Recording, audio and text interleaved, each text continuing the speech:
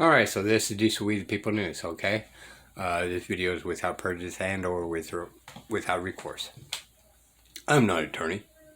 Alright, I'm not going to give legal advice. So therefore, do not take it as legal advice. I may or may not give my opinion only. Okay? Never look straight forward. Always look around you to be able to protect yourself by any means necessary. Think outside the box, people. Okay? This video is going to be arm length because I do not have the knowledge of this man here. Okay? However, I will tell you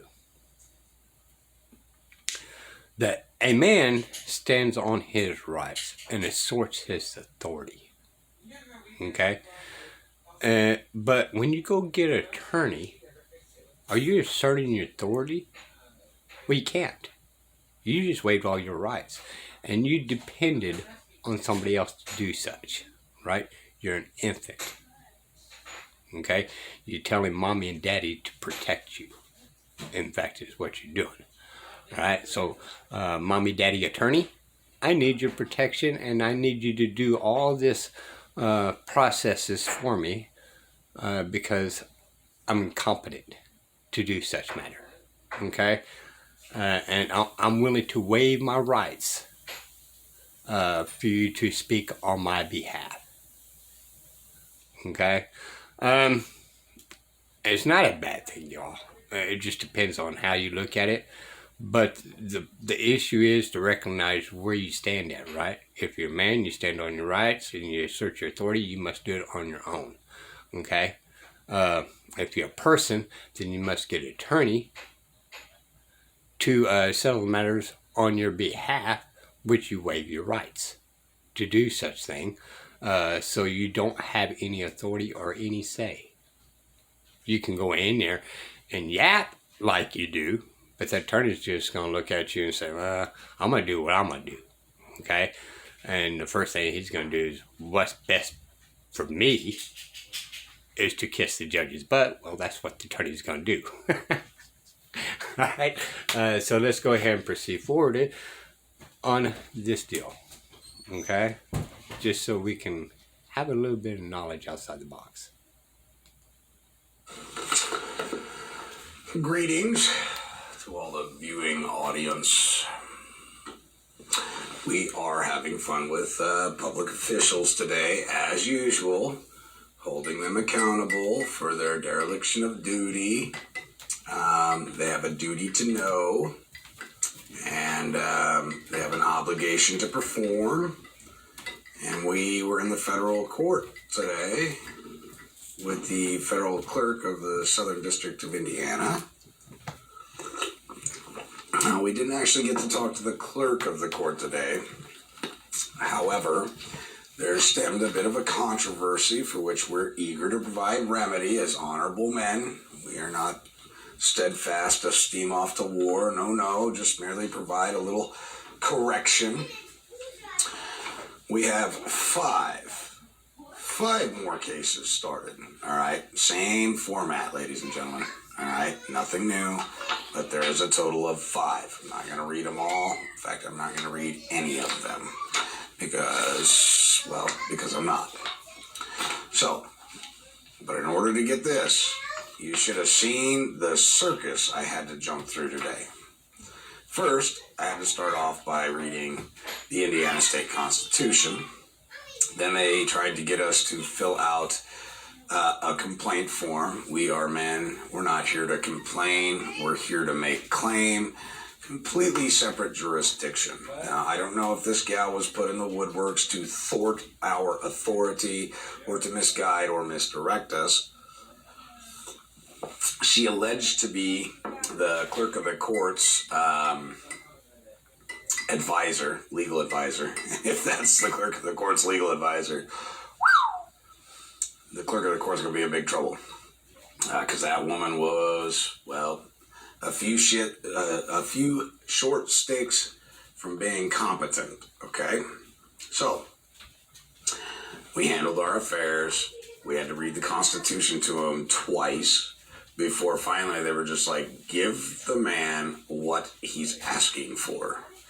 I mean, he who denies principles, there is no dispute, and engaging in extortion is highly frowned upon. But we have an issue with what the deputy clerk of the court did. You see, she converted our claim in the jurisdiction of the Commonwealth of Indiana, the Republic of Indiana, which is guaranteed to all of us, the common law, and she converted it into a civil matter without our authority and without seeking the administration or the proper judicial officer to make such a determination. So we have a federal clerk of the court who at one point did the right thing and gave us a miscellaneous filing number, which is where we wanted to be. This is not civil and this is not criminal. This is a miscellaneous filing for a harm caused by way of trespass, caused by way of property, okay? Now, today we found out who the magistrate is going to be, which is great. We're going to send her on Monday some information about the rules of the Wilder Court and how this court is going to move forward. The rules are very simple. Nobody's going to argue with them, but they just need to be upheld. And in order to uphold these rules, they need to be supplanted into the case file jacket and they need to be affirmed, okay? We're the ones that do that. We're not using their paperwork. We don't belong to their legal society. I am not an employee of the federal government. The federal rules of civil procedure do not apply. I, like the clerk of the court or deputy clerk of the court, would like to believe they do. Okay, and she was trying to sway me into believing into her beliefs, which were a bunch of cockamamie horsepucky, especially when it got down to the fact of reading the Constitution to her and her still wanting to be derelict in her duty. Finally, somebody with some sense came forward and said, look, give them what they want. By the time we left today, we were surrounded by about 9 U.S. federal marshals. Of course, they didn't put their hands on us. They're not intervening. They're just civil standbys, making sure nobody's being threatened. I am the most professional you will ever see me in a federal courthouse because these people are charged with the duty of upholding our rights. So naturally, I have the Constitution before me. I have the Indiana's Constitution, the federal Constitution.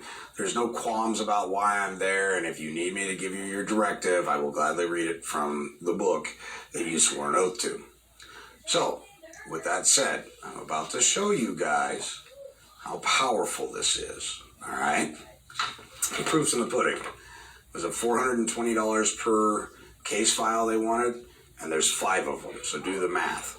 Okay, not a penny paid for, nada, because there is no such thing as what they're asking for. Because why? They won't quantify specifically what they're looking for. So they're only doing that to see if you're an incompetent. They're testing your grit. Greetings, Hattie Harmon. Oh yes. I man, known to use the name Derek Satan. Family with Gonzalez.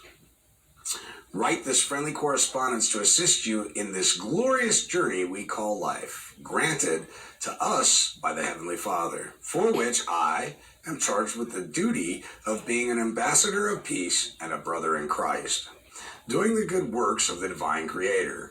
With that said, I send this to you in good faith, with good conscience, and for good reason. 1. The clerk of the court is a ministerial position not having authority of a tribunal, and therefore the clerk of the court is required to carry out the ministerial duties of a clerk. The ministerial duties of a clerk does not allow the office of the court clerk to act as a tribunal and make legal conclusions resulting in the dismissal of court motion and petition before reaching the court.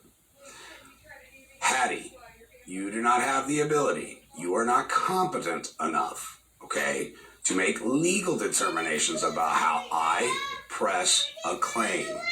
And you exhibited that with your behavior today. And that's a reason that you're an assistant deputy clerk of the court and you are not a judicial officer charged with the duties of being learned in property law, okay, and how it's to be upheld and enforced. That is why you are just a clerk of the court or deputy clerk of the court, and you are not a Supreme Court justice or a federal court justice or even a lower county court justice, although you may pass for a county court justice the way that they screw people over all day. You're probably knowledgeable enough to do that, but you're by far not competent enough yet to be a federal court judge for the state of Indiana. And that is exactly why you're in the position that you are, probably making about $60,000 to $90,000 a year versus making upwards of $500,000 a year being a judicial officer of the court, expert in property law, going by the nomenclature honorable judge. I'm going to help you out a little bit more, just so you don't get in trouble in the future. Please do not take this as me ostracizing you, merely trying to help you out so in the future, the great American people that come to you, you will execute your duties faithfully, post haste, without delay. 2, under the Federal Rules of Evidence 201D, this court and its clerk's office must take judicial notice of a adjudicated fact by the Supreme Court in Matthews versus Eldridge, 424 U.S. 319, 1976. And why I am mentioning that is because Hale versus Hinkle is very clear that justice shall be administered without delay and without payment, or it will be considered and perceived to be denial of due process of law, extortion under the color of a law, oppression under the color of authority, because you, my dear, do not have that power. Okay? Abracadabra, poof. Let it be. Write that down and keep it in your documents. Keep it on hand. Gone from your head. You don't have it. You don't possess it. Where the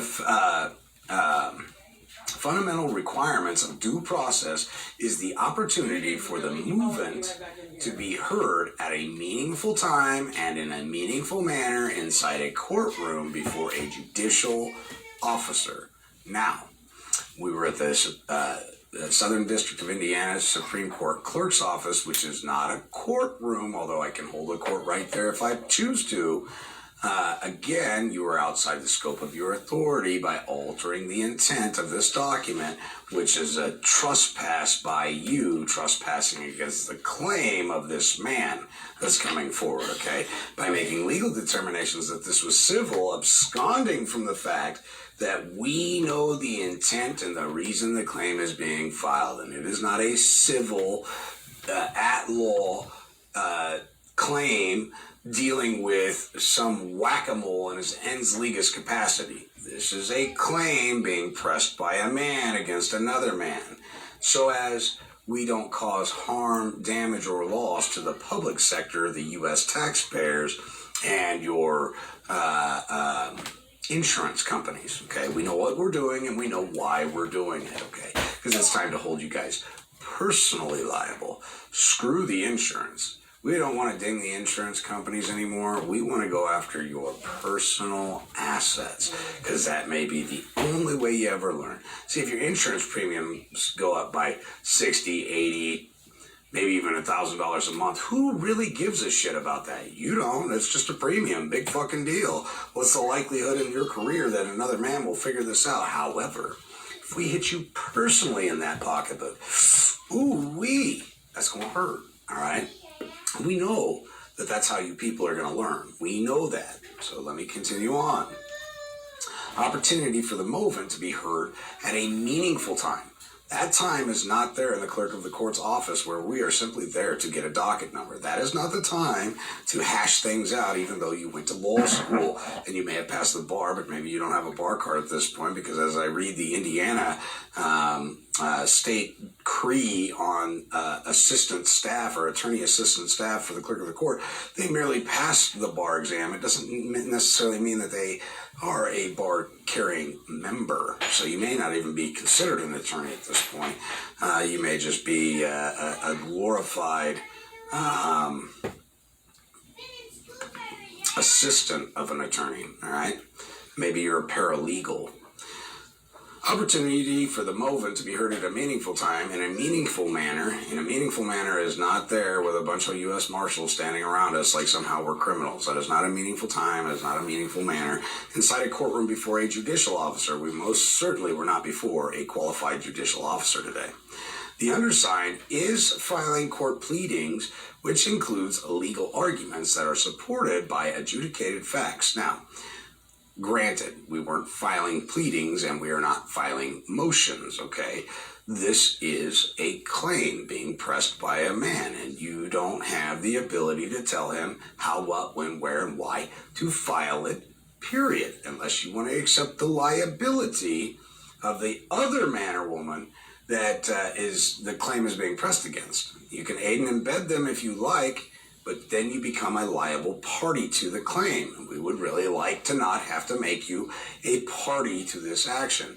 And you wouldn't be a party because that would be the legal side of things. You would now be a woman causing I, a man, harm by trespass on my claim, or the claim of I, which is the property of I, which boils down to the right of I to a redress of grievance, okay, to remove controversy and provide remedy for what I believe to be a trespass against I. See the difference? Legal and lawful. Completely different jurisdictions. And I will forgive you and extend some grace to you because I know that your mind has been polluted and perverted by the legal society. And your training has led you to believe that you are superior to every incompetent imp that's out there that thinks they know the law. That may be true and probably better of 90% of the cases, but today, unfortunately for you, it is not.